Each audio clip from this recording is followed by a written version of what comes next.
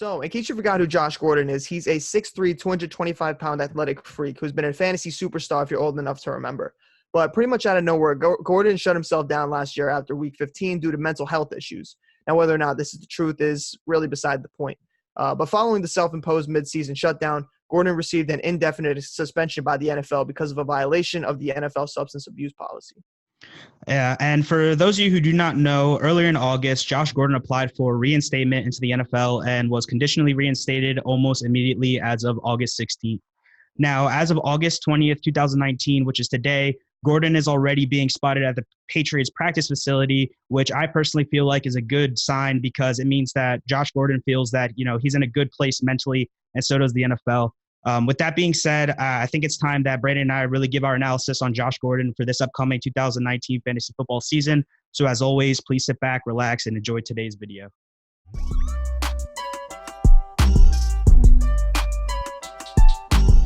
So, Anthony, why do we like Josh Gordon in fantasy football for 2019?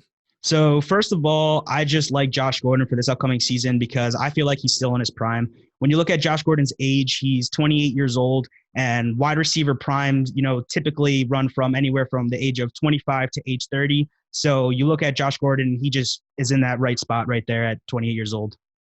Yeah, I would agree. I'd say that he really fits the mold at the ripe age of 28. And although he's not really that crazy athlete that he was a few years ago with Cleveland, he's still shown to be a solid possession receiver, similar to Alshon Jeffrey or Anquan Bolden of old.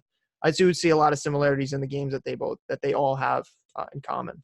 Yeah, I definitely think you can't ignore his age. That's definitely an enticing aspect of going and drafting Josh Gordon this year. Also, we can't, forget the fact that he's playing in a brilliant offense.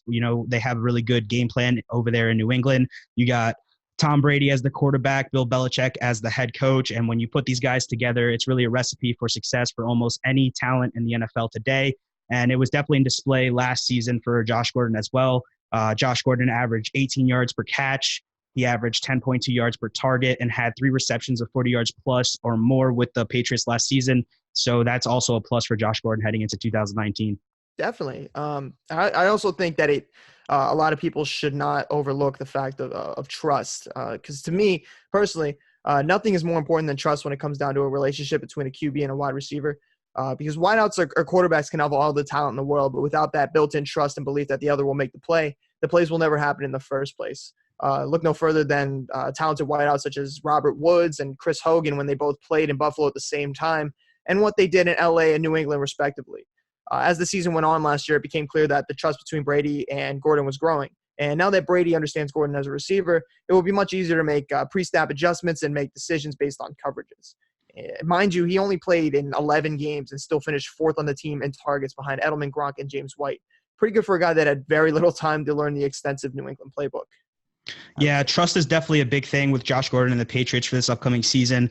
But you also got to remember that Josh Gordon is, that deep threat receiver and red zone threat that the Patriots team desperately needs for this upcoming 2019 NFL season, which is another enticing aspect for Josh Gordon for 2019 fantasy football, in my personal opinion. Yeah, I agree. And that really leads into another major point of ours, which is it's really hard to ignore the void that the Patriots have in the passing game on offense. So after some departures on the offense, there are now 165 vacated targets up for grabs, namely as a result of Rob Gronkowski retiring and Chris Hogan signing with the Panthers, too. Yeah, also with that being said, Josh Gordon averaged 6.2 yards per target last season with the Patriots. And I really think that this could, his targets can increase this upcoming season, especially, like you said, if he can gain back the trust from the coaching staff and the Patriots organization just in general.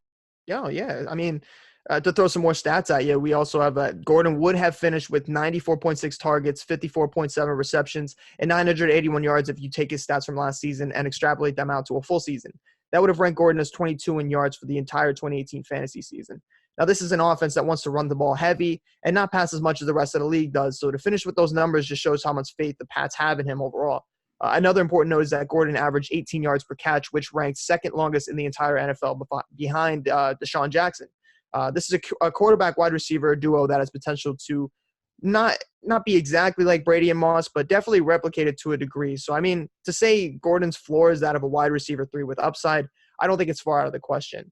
If we look at New England's offensive output with Gordon in the lineup last season, Brady was able to throw on average 60 yards more per game, and the team averaged 2.5 more points per game as well. So there was, in essence, a Josh Gordon effect going on over in New England.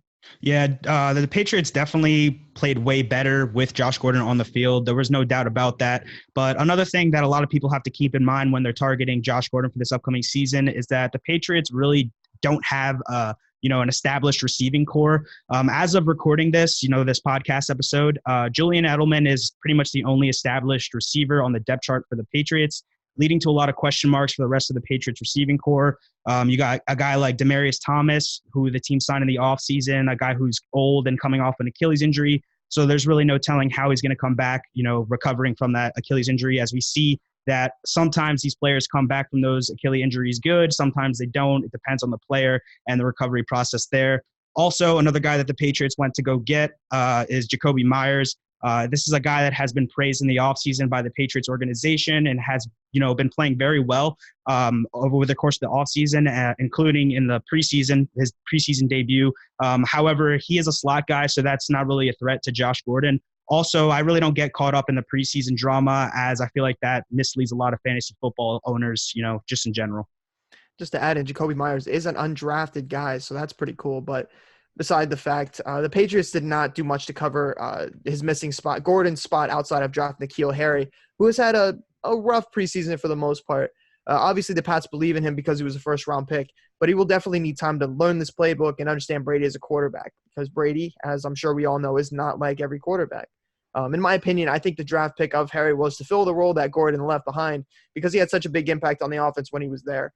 The tight end spot is filled with Ben Watson and Matt LaCosse, also known as not really threats to Gordon's target share. Yeah, there's definitely a lot of question marks there. Also, you got to remember that N'Keal Harry, there's a lot of rumors with him struggling, so he's also not a sure option there at that wide receiver spot.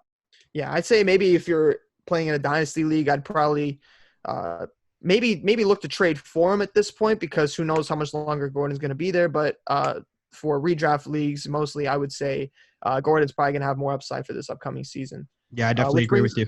Yeah, I mean, which brings us into the ADP of Josh Gordon. So, of course, the risk of another suspension or the possible expulsion from the league cannot be ignored. This is why he shouldn't be drafted at this point within the top 4 rounds. But after solidifying your running back and wide receiver spots, Gordon, I believe, is a fantastic boom or bust pick to take a chance on around the 5th round, 6th round, potentially. Right now, I personally have him behind DJ Moore and Mike Williams, but ahead of the likes of Jarvis Landry, Allen Robinson, and Will Fuller, these later guys that aren't really consistent as well. They're going in the late 6th to early 7th, which right now is where Josh Gordon's going. So if you're feeling risky and seeking upside, I would take the plunge in the 6th at the latest, because Gordon may just be worth it. All he needs to do is stay on the field, and I personally like him as a 5th-round pick because I'm quite confident he plays the full season. Yeah, me too. I actually know that you drafted him last night in our fantasy draft. Do you remember where you drafted him at? Yeah, I took him. I had the 9th pick, so in the snake draft that we did, I took him in the 5th round. So yeah, like I said, I did reach for him a little bit, but I don't know. I have a lot of faith in a Tom Brady-led offense where he's going to be starting on the outside. I've seen what Brady can do, and I've seen what Josh Gordon can do. So I just think the two are a match made in heaven if they can be consistently on the field together. Hey, bro, you know my saying, if you want a guy, go and get him. Couldn't agree more. But yeah, personally for me, I like Gordon's current ADP. I feel like an active Gordon is going to do some very nice things in this offense when he gains, again, the trust back of the team and demonstrates that the Patriots organization can depend on him once again as a player. With that being said, I personally just feel like Gordon has the potential to be a consistent wide receiver 2 in fantasy football for this upcoming 2019 season. Of course, one thing that you got to keep in mind, like you said, when you're drafting a guy like Josh Gordon, is that he's a player with a lot of baggage. Gordon has shown time and time again that he's not, really a reliable fantasy option because of his inability to stay on the field. With that in mind, I still think that, you should take a late round flyer on Gordon or that mid round flyer on Gordon if you're thin at the wide receiver position.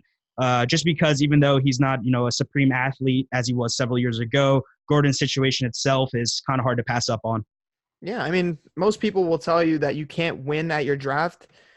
I don't know. If you take a guy like this in the 5th round, he has, top 2 round upside. I feel like that's a pick that could potentially win you a league. But I know a lot of people don't feel that way. I just think the upside is just really hard to ignore. Yeah, I mean, if you got a steal there, you got to go ahead and grab them. I mean, you look at the wide receiver position just in general. Yeah, a lot of people think it's deep, but when you got a guy like Josh Gordon sitting there, you got to go get him when you have the opportunity. Exactly. So, I mean, I don't have anything else to say on Josh Gordon. Do you? Nope. That's it. That's all I got to say for him. So, all right, ladies and gentlemen, that is going to conclude today's video. That was our quick thoughts on Josh Gordon for the 2019 fantasy football season. As always, please hit that subscribe button and that thumbs up button as it helps out this channel tremendously. Yeah, now remember the 2019 fantasy football season is right around the corner, pretty much here at this point. So if you guys are interested, we have a lot more to say. So definitely stay tuned if you like what you're hearing. Yeah, definitely. Also, feel free to interact with us on social media or in the comments section as we look forward to giving you guys, fantasy football advice for this upcoming season. With that in mind, this is the SBFF crew signing off. So I'll see you guys next time. Peace.